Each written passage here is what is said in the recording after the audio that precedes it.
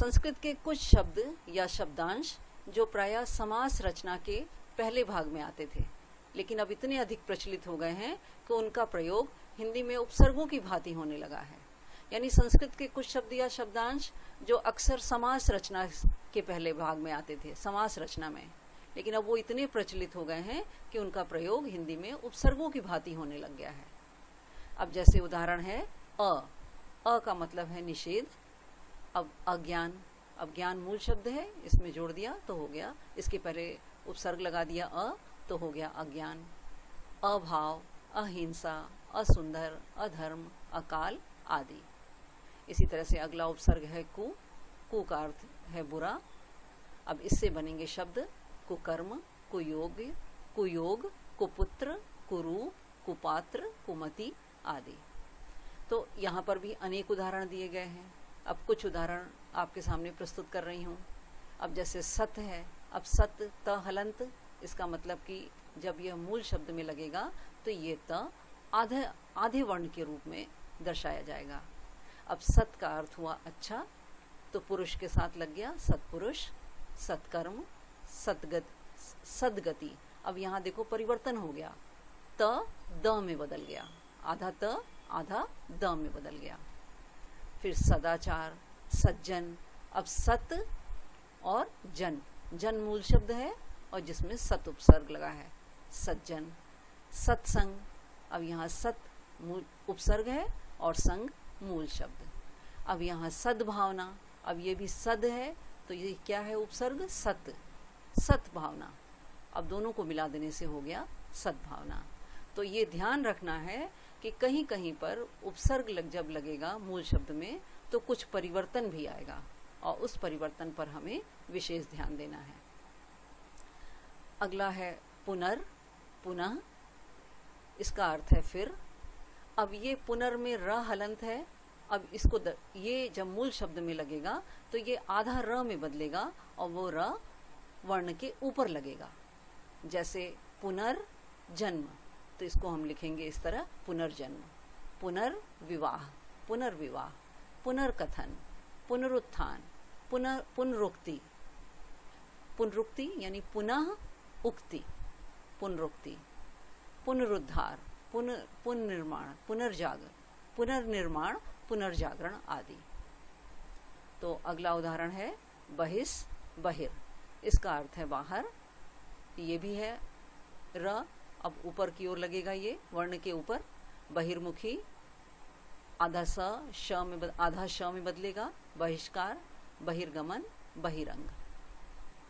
फिर स्वयं, अब स्वयं का अर्थ हुआ अपना, तो ये बन गया स्वयं सेवक, स्वयंवर, स्वयं चालित, स्वयं पाठी आदि। तो संस्कृत में तत्सम उपसर्ग है। फिर अगला है तद्भव उपसर्ग। तद्भव उपसर्ग मूलतः संस्कृत के तत्सम उपसर्गों के ही विकसित रूप हैं, यानी तत्सम उपसर्गों का ही थोड़े बदले हुए रूप हैं, उन्हीं से विकसित हुए हैं। इन्हीं को हिंदी में हिंदी उपसर्ग भी कहा जाता है। अब कुछ प्रमुख तद्भव उपसर्ग इस प्रकार हैं, जैसे अन, अब इसका अर्थ है अभाव, निषेध।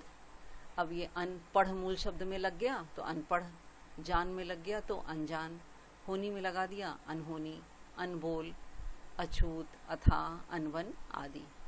अब इसी तरह से उन उपसर्ग है, उनका अर्थ है कम। 49, 59, 69, 39। 49 अब 50 से एक कम, 59 60 से एक कम, 69 70 से एक कम और 39 40 से एक कम। अब है अगला है क और कु, इसका अर्थ है बुरा।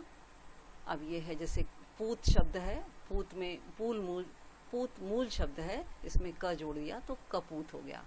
अब चाल मूल शब्द है तो इसमें कु उपसर्ग जोड़ दिया तो कुचाल हो गया। इसी तरह से कुढंग, कुसंगति आदि। अब पर है, पर मतलब दूसरी पीढ़ी। अब जैसे परदादा, परपोता, परनाना आदि। अध, आधा, अधजला, अधपका, अधमरा, अधकचरा आदि। तो उपसर्ग इस तरह संस्कृत के तत्सम उपसर्ग और फिर इसके बाद हिंदी का तद्भव उपसर्ग। अब तीसरा है आगत उपसर्ग, यानी विदेशी भाषाओं से आए हुए उपसर्ग, जो उपसर्ग विदेशी भाषाओं से हिंदी में आ गए हैं।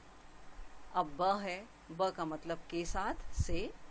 अब इसके लिए बखूबी, बदौलत, बगैर, बनाम आदि।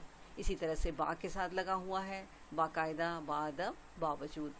अन्य भी इसी तरह से ये सारे उदाहरण दिए गए हैं जिनमें ये मूल शब्द के प्रारंभ में लगाए गए हैं।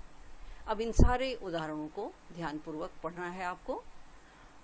अब आगे, अब उपसर्ग के आधार पर शब्द निर्माण के कुछ प्रमुख बिंदु। अब उपसर्ग लगाकर शब्द निर्माण करते समय हमें कुछ प्रमुख बिंदुओं पर ध्यान रखना चाहिए। अब उपसर्ग लगाकर शब्द निर्माण करते समय निम्नलिखित बातों पर ध्यान रखना चाहिए। अब हमें ये ध्यान रखना चाहिए कि प्रायः जिस तरह का शब्द है उसी प्रकार का उपसर्ग उस शब्द के साथ लगाना चाहिए। जैसे तत्सम शब्द है तो उसके साथ तत्सम उपसर्ग लगाया जाना चाहिए, तद्भव के साथ तद्भव और विदेशी के साथ विदेशी। अब कभी कभी उपसर्ग जब कुछ उपसर्ग भाषा में बहु प्रचलित हो जाते हैं या कभी कभी साहित्यकार नए नए प्रयोग करने लगते हैं, तब भिन्न स्रोत के उपसर्ग भिन्न स्रोत के शब्दों के साथ भी प्रयोग होने लगते हैं।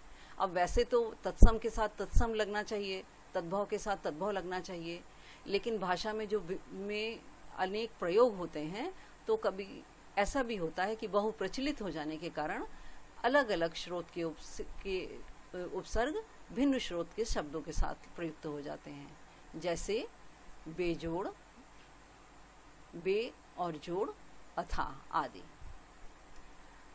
तो संस्कृत के निषेधवाची अन उपसर्ग का रूप भी हिंदी में अन के रूप में होता है। अब अन न हलंत है आधा, लेकिन यह हिंदी में न पूर्ण रूप में प्रयुक्त होता है।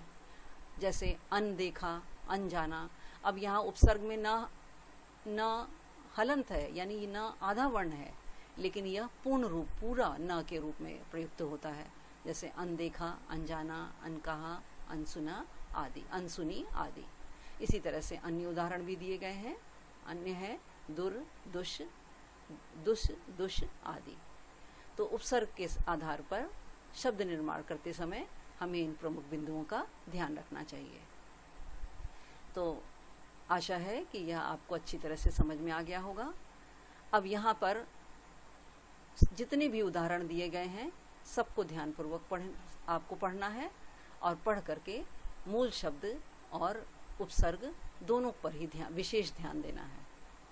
तो जो प्रश्न दिए जाएंगे उनमें आपको इसी प्रकार के प्रश्न हल करने होंगे कि मूल शब्द अलग कीजिए, उपसर्ग अलग कीजिए, और या फिर निम्नलिखित उपसर्गों से अनेक शब्द बनाइए। तो आशा है कि यह आपको अच्छी तरह से समझ में आ गया होगा।